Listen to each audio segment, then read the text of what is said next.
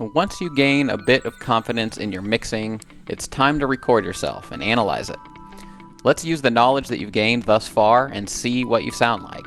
In step 6 of how to become a DJ, we're recording a mix. So how do you record a DJ set? Well, if you're DJing with a laptop and a DJ controller, you've actually got it pretty easy here. Most DJ software is capable of recording your set by simply clicking a button. Now, alternatively, you could record directly from your record out ports into a computer's audio input, using free software such as Garageband or Audacity. If you happen to have a compatible Pioneer mixer, you can easily use the DJM-REC app to record mixes using your iPad or iPhone.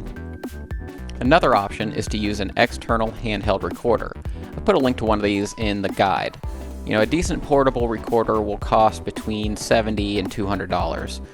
Then you could connect from your mixer or your controller's record out ports to the recorder using a cheap RCA adapter cable. Alright, so some tips on recording your first mix. Now, recording a bedroom mix is a little bit different than playing in front of an audience. Now, some of the skills, which are important in a live setting, such as reading a crowd, don't apply when recording a personal mix. But you can use this opportunity to think about, telling a story with your set. Think about how you want to start, where you want to be when you finish, and how you want to get there. Perhaps you can imagine that you are in front of a crowd and play out that scenario in your head. You see, this is where we teach ourselves not to be mediocre. Novice DJs tend to hammer out their banger tracks one after another for an hour or two. There's no sense of ebb and flow, no sense of direction. Most people will find this boring and tiresome. Of course, you are the DJ and you have the creative license to play however you wish. But I suggest learning how to think of a DJ set in the context of the whole instead of its individual parts.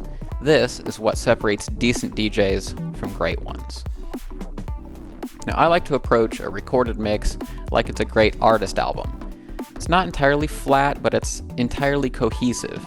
This is the point where you can experiment, try different things, and see what works. Try recording a mix, put it away for a few days, and then come back and listen to it. Believe me, it's much easier to be objective when you're listening to your mix when you wait a while before listening to it. If you're like me, you might actually be pleasantly surprised that some of those mistakes don't sound nearly as bad as you thought they did while recording it. Alright, so in the next segment, we're going to talk about building a following. But if you're a little bit stuck on recording your first set, please feel free to check out episode 95 of our audio podcast titled Recording Mixes and Why We Don't.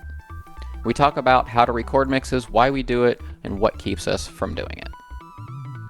Now, by the way, one last tip before we move on from recording mixes. Now, remember that gain control thing we talked about earlier.